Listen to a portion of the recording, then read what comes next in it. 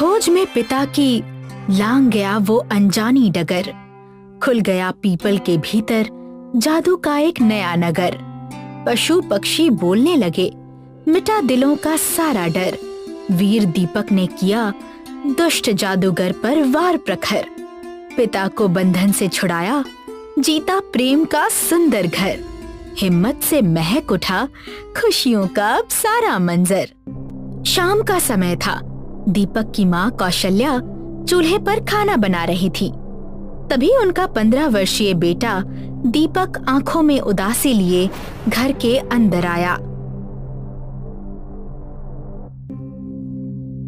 क्या हुआ दीपक? जब तू खेलने गया था तब तो बड़ा खुश था, और अब लौटा तो तेरी आंखों में उदासी क्यों है? क्या किसी से झगड़ा हो गया? दीपक की आंखों से आंसू बहने लगे। माँ, शाम को जब मैं खेल रहा था ना, तो मेरे दोस्तों के पिताजी उन्हें बुलाने के लिए आ गए। बस इतनी सी बात? बेटा, शाम हो गई थी। उनके पिताओं को उनकी चिंता हो रही होगी, इसलिए वे उन्हें घर ले गए। दीपक अपनी माँ के पास बैठ गया। माँ, मेरी उदासी इस कारण नहीं है। जब भी मैं अपने दोस्तों के पिताजी को देखता हूँ तो मुझे अपने पिताजी की बहुत कमी महसूस होती है। माँ, मुझे बताओ ना, मेरे पिताजी कहाँ हैं? वो हमारे साथ क्यों नहीं रहते? ये सुनकर कौशल्या की आंखों में आंसू आ गए। बरसों पहले तुम्हारे पिताजी जंगल में लकड़ियां काटने के लिए गए थे और फिर कभी वापस नहीं आए। गांव वालों ने बहुत खोजा, मैंने पुलिस में रिपोर्ट भी कराई। कुछ फॉरेस्ट अफसरों ने भी उन्हें ढूंढने की कोशिश की, लेकिन कुछ पता नहीं चला। इतना कहकर कौशल्या चुप हो गई। दीपक भी चुपचाप बैठा रहा। उस रात दीपक अपने पिता के बारे में सोचता ही रहा। अगली सुबह दीपक अपने घर से कुछ दूर पीपल के वृक्ष के नीचे बैठा था। ये वही स्थान था जहां वो अक्सर आकर बैठा करता था।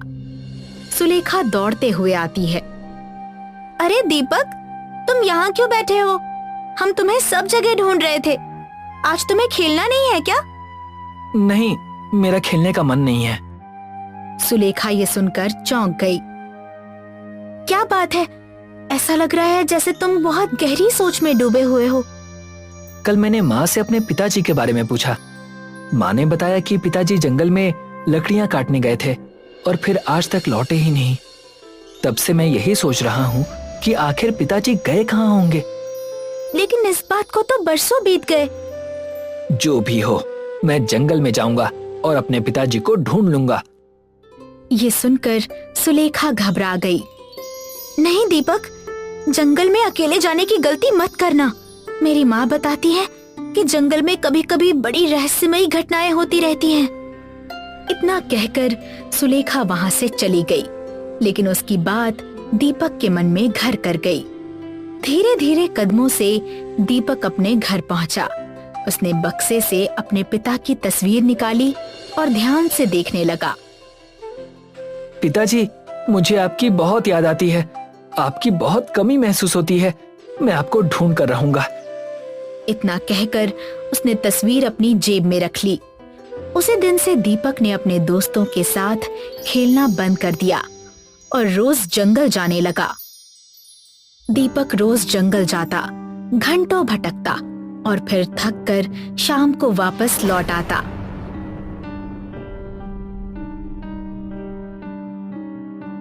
धीरे धीरे यही उसकी दिनचर्या बन गई। अब मैं जंगल की गहराई में जाकर अपने पिताजी का पता लगाने की कोशिश करूंगा। ना कहकर दीपक जंगल की गहराई में आगे बढ़ गया।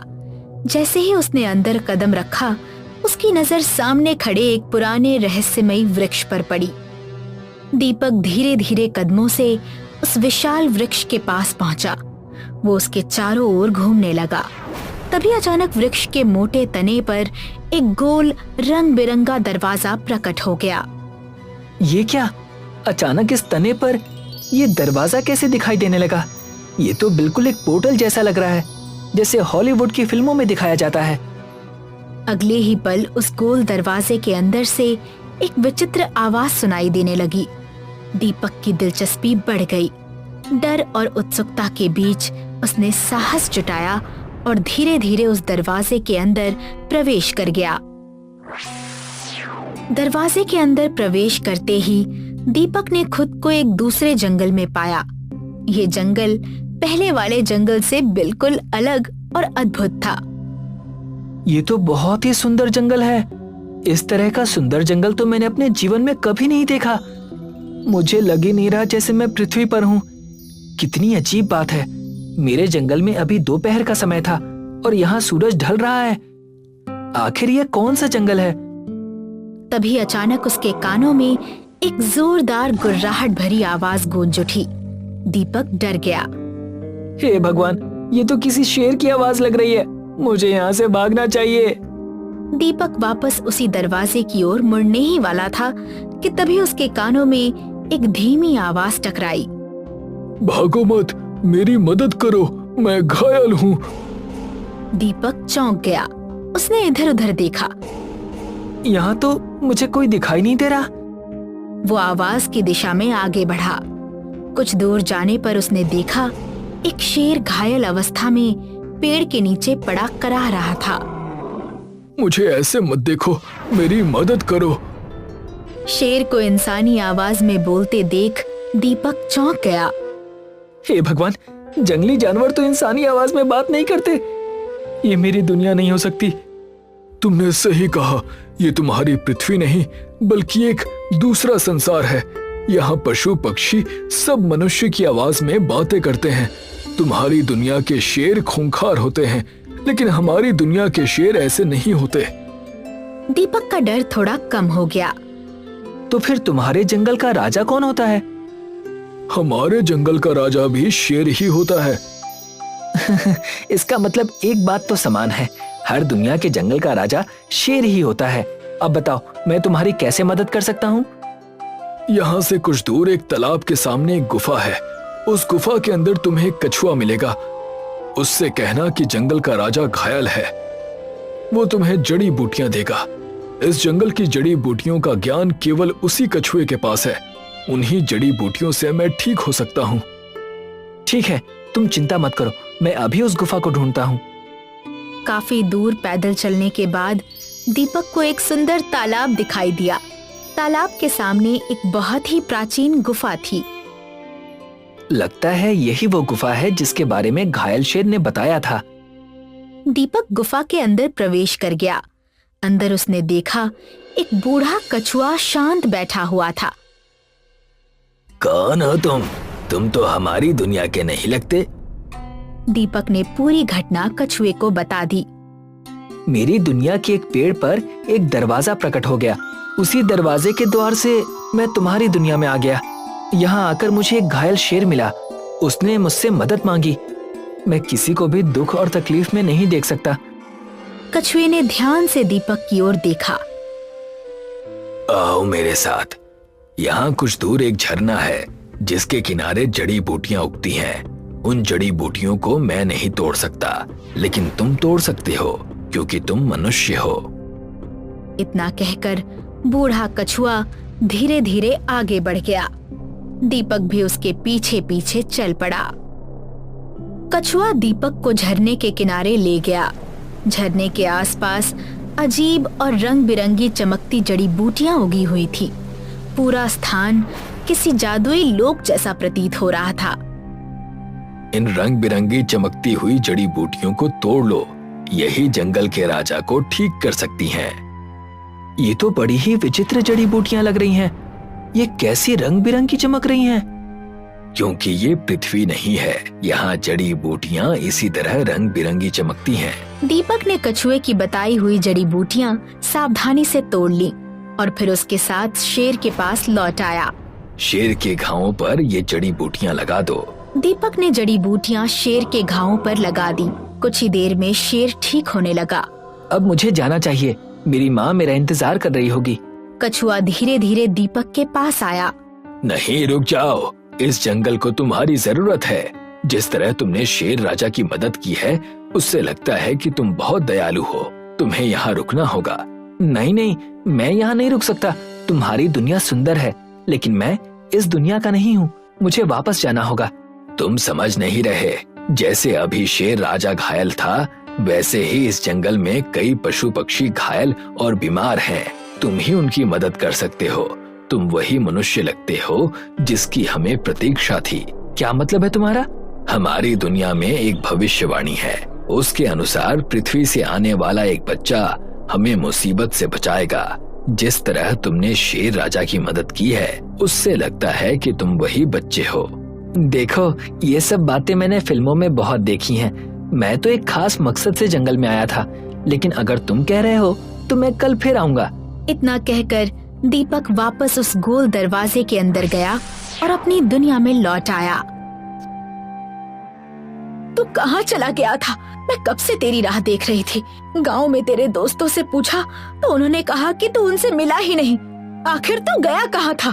नहीं माँ, मैं बस जंगल में घूमने चला गया था। ये सुनकर कौशल्या डर गई। दीपक, अब जंगल में मत जाना।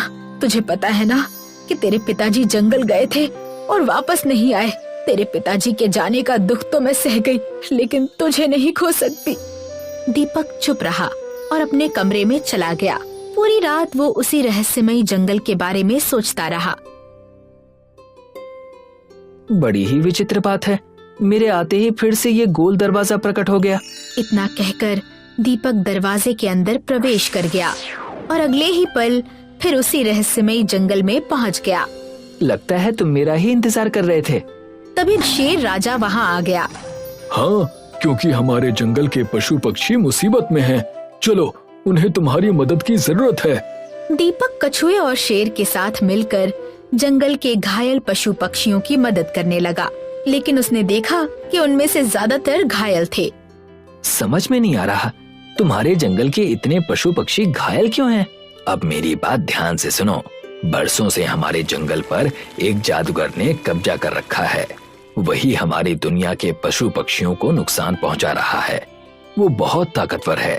तभी से हमारे जंगल में एक भविष्यवाणी चली आ रही है कि पृथ्वी से आने वाला एक बच्चा उस जादूगर को समाप्त करेगा।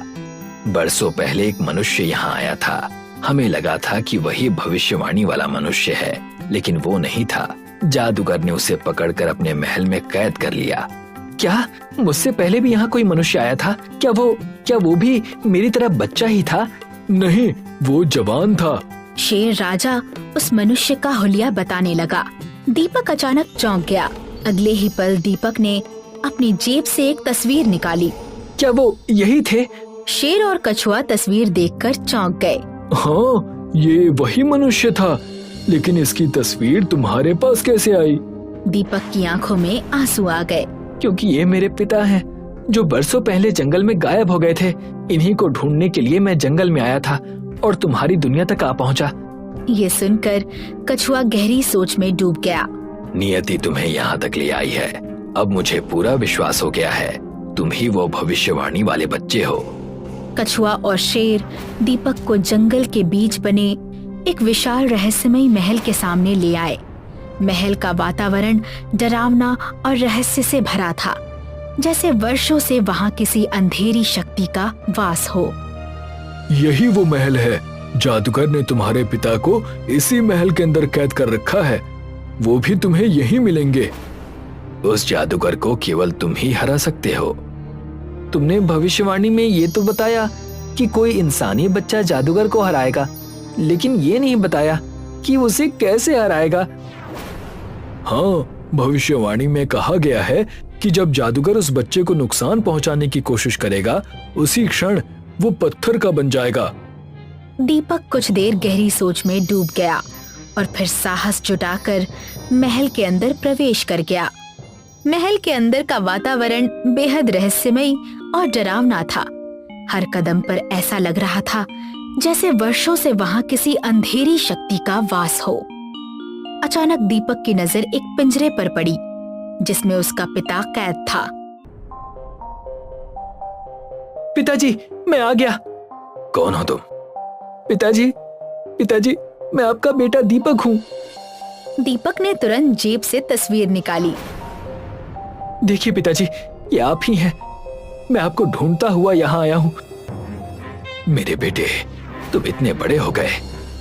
दीपक ने तुरंत पिंजरा खोल दिया लेकिन अगले ही पल उसके पिता रंग बिरंगी चमक के साथ जादूगर में बदल गए। मैं जानता था कि भविष्यवाणी वाला बच्चा आएगा और वो उसी मनुष्य का पुत्र होगा जिसे मैंने बरसों पहले कैद किया था। इसीलिए मैं तुम्हारे पिता का रूप धारण करके तुम्हें फंसाने के लिए यहाँ बैठा था। इतना कहकर जादूगर ने दीपक को पिंजरे में बंद कर दिया। अचानक दूसरा पिंजरा प्रकट हुआ जिसमें असली पिता कैद थे। बेटा, इस जादूगर ने मुझे तुम्हारी नजरों से अदृश्य कर दिया था। कल अमावस्या की रात है। उसी रात मैं तुम दोनों का अंत कर दूंगा और फिर हमेशा के लिए अमर हो जाऊंगा। इतना कहकर जादूगर गायब हो गया। उधर गांव में जब रात तक दीपक नहीं लौटा तो उसकी माँ कौशल्या चिंतित हो गई। मेरा दीपक कहाँ चला गया? वो गांव के मुखिया के पास पहुंची। तभी वहां सुलेखा भी आ गई। मैंने दीपक को समझाया था जंगल मत जाओ, लेकिन वो नहीं माना। तुम हिम्मत मत हारो, पूरा गांव तुम्हारे साथ है। चलो उसे ढूंढते हैं। सुबह से शाम तक सभी लोग जंगल में दीपक को खोजते रहे, लेकिन वो कहीं नहीं मिला। रात होने पर अचानक सुलेखा की नजर उस रहस्यमयी वृक्ष पर पड़ी। वो देखो, वो वृक्ष, उस वृक्ष में गोल दरवाजा चमक रहा है। उधर अमावस्या की रात जादूगर फिर महल में प्रकट हुआ। आज तुम्हारा अंत होगा और मैं हमेशा के लिए अमर हो जाऊंगा। जैसे ही जादूगर दीपक को नुकसान पहुंचाने आगे बढ़ा, अचानक उसका शरीर पत्थर का बनने लगा। ये क्या, मैं पत्थर का कैसे बन रहा हूँ? भविष्यवाणी के अनुसार अगर तुम मुझे नुकसान पहुंचाने की कोशिश करोगे तो तुम पत्थर के बन जाओगे। काश तुमने पूरी भविष्यवाणी सुनी होती। कुछ ही क्षणों में जादूगर पत्थर का बन गया। तुमने हमें जादूगर से मुक्ति दिला दी। हम तुम्हें हमेशा याद रखेंगे। दीपक अपने पिता को लेकर वापस उसी रहस्यमय दरवाजे की ओर बढ़ा। जैसे ही दीपक अपने पिता के साथ दरवाजे से बाहर आया, उसकी माँ दौड़कर उसके पास पहुंची। दीपक! कौशल्या अपने पति को देखकर भावुक हो उठी। दीपक ने सारी घटना सबको बता दी। पूरा गांव खुशी से झूम उठा। अगले ही पल वो रंग बिरंगा गोल दरवाजा धीरे धीरे गायब हो गया। शायद अब ये दरवाजा कभी प्रकट नहीं होगा क्योंकि जादूगर का अंत हो चुका है। दीपक अपने माता पिता के साथ घर लौट आया। अब उसका परिवार फिर से पूरा हो चुका था। कभी कभी जीवन हमें ऐसे रहस्यमय रास्तों पर ले जाता है जहां साहस, विश्वास और प्रेम मिलकर असंभव को संभव बना देते हैं। और शायद इसी कारण कहा जाता है, जिस बेटे के दिल में पिता के लिए सच्चा प्रेम हो, वो हर अंधेरे जंगल को रोशनी में बदल सकता है।